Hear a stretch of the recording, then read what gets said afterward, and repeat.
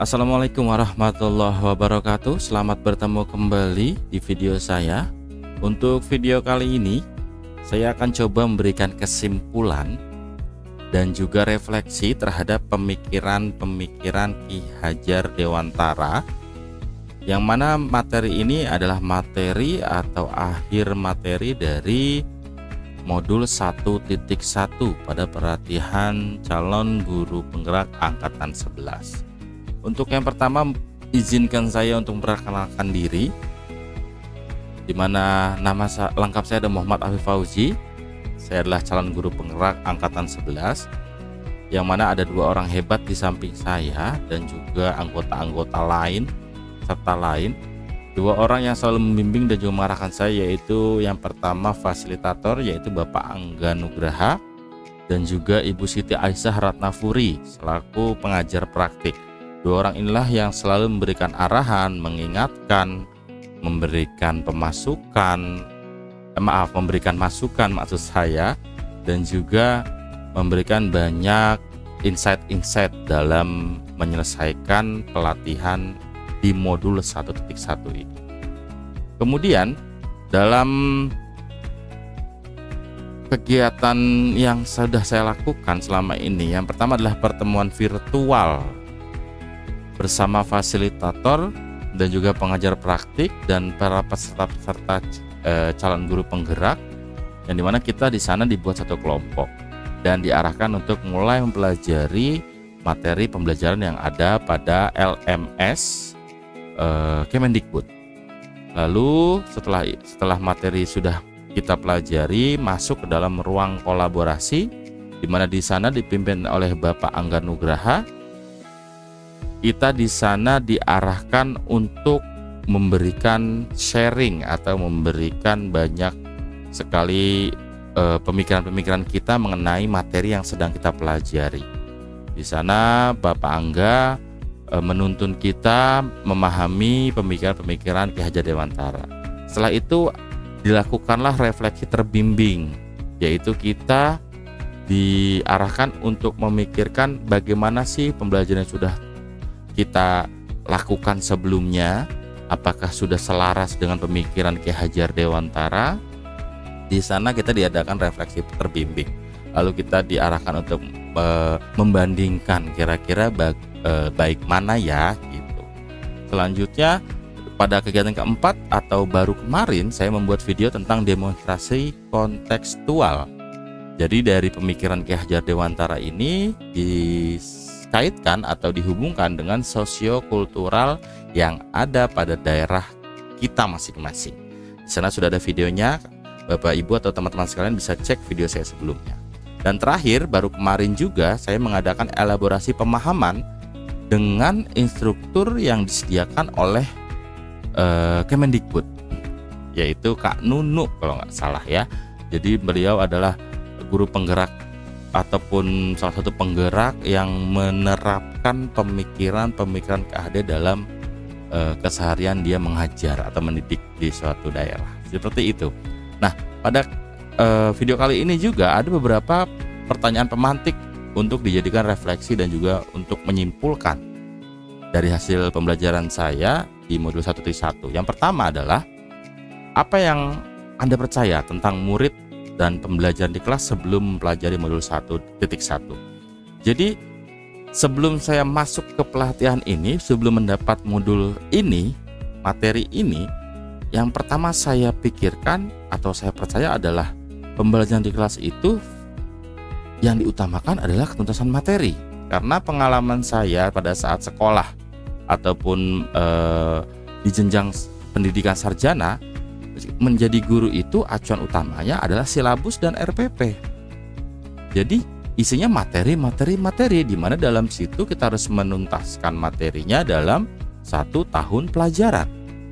Lalu yang kedua, dari materi akan ada nilai yang dihasilkan dari hasil belajar siswa, dan nilai tersebut harus memenuhi KKM. Dan selanjutnya yang ketiga, karakter yang disediakan atau yang disesuaikan dengan visi sekolah itu menjadi pilihan terakhir murid, dalam artian murid akan berkarakter religi kalau sekolahnya visinya ya religi atau religius. Jadi di awal itu pemikiran saya itu. Lalu yang terakhir, pemikiran saya juga sebelum pelajari modul ini, saya mengira bahwa pembelajaran yang terbaru dan yang menurut saya menarik itu akan menggugah minat atau motivasi murid. Karena saya beranggapan bahwa sesuatu hal yang baru dan menarik itu bisa menggugah murid. Padahal belum tentu ya. Itu baru pemahaman saya secara subjektif. Lalu pertanyaan kedua dari pertanyaan pemantik adalah, apa yang berubah dari pemikiran atau perilaku Anda setelah mempelajari modul ini? Yang paling pertama yang saya pahami atau yang merubah pemikiran saya adalah dasar pemahaman dari pendidikan itu sendiri. Pendidikan itu apa? Pendidikan itu menurut Ki Hajar Dewantara adalah menuntun. Menuntun siapa? Menuntun siswa atau peserta didik berdasarkan kodratnya. Kodrat alam, kodrat zaman, kodrat karakter dia masing-masing. Jadi pemahaman dari pendidikan dan mendidik ini adalah salah satu yang pertama, poin pertama saya pahami. Yang kedua, bahwa saya mengenal lebih dekat karakter dan latar belakang peserta didik itu menjadi tujuan awal. Ketika kita mau memberikan pembelajaran kepada peserta didik, berarti kita harus tahu dulu siswanya. Kita harus pahami dulu latar belakangnya. Karena apa? Karena hal yang ketiga yang saya sadari bahwa ternyata fokus utama dalam pembelajaran di sekolah adalah murid. Jadi kita tidak bisa kita yang memaksa murid, tapi kita mengikuti alur atau kodrat mereka, karakter mereka. Supaya apa? Supaya pembelajaran akan menyenangkan. Dibuat kesepakatan dalam kelas, sama-sama menyepakati, tidak mereka mengikuti aturan kita. Jadi kita tidak memaksa mereka, tapi kita mengikuti alur mereka dan kita tanamkan materi-materi dalam. Dan terakhir, prinsip perubahan dalam pendidikan ini pun menjadi insight tambahan di pemikiran saya, bahwa ternyata untuk merubah kualitas pendidikan itu harus ada yang kita iringi, entah dari budayanya, kita harus lihat dari rasa kemanusiaannya, itu harus ditambahkan, yang mana nanti pada hasil akhir itu menghasilkan budi pekerti, yang mana cipta, rasa, karsa ada dalam raga, seperti itu. Dan pertanyaan pemantik yang ketiga itu adalah, apa yang dapat segera Anda terapkan lebih baik agar kelas Anda mencerminkan pemikiran Ki Hajar Dewantara? Yang pertama mungkin yang akan saya terapkan adalah pada diri saya sendiri, bahwa saya akan coba untuk refleksi. Refleksinya itu saya ambil dari luar diri saya, yaitu mungkin akan saya mencari refleksi dari rekan-rekan guru mengenai minta umpan balik dong, bagaimana sih pembelajaran saya, dan juga dari peserta didik, bagaimana sih selama ini saya mengajar, saya harus seperti apa atau kurangnya di mana. Saya meminta refleksi dari rekan guru dan juga peserta didik. Barulah yang rencana yang saya harapkan atau yang ingin saya terapkan setelah diri sendiri saya sudah direfleksi, yaitu pembelajaran di kelas, di mana saya akan coba menanamkan pembelajaran di kelas terhadap inspirasi dan masukan yang saya dapat di pelatihan.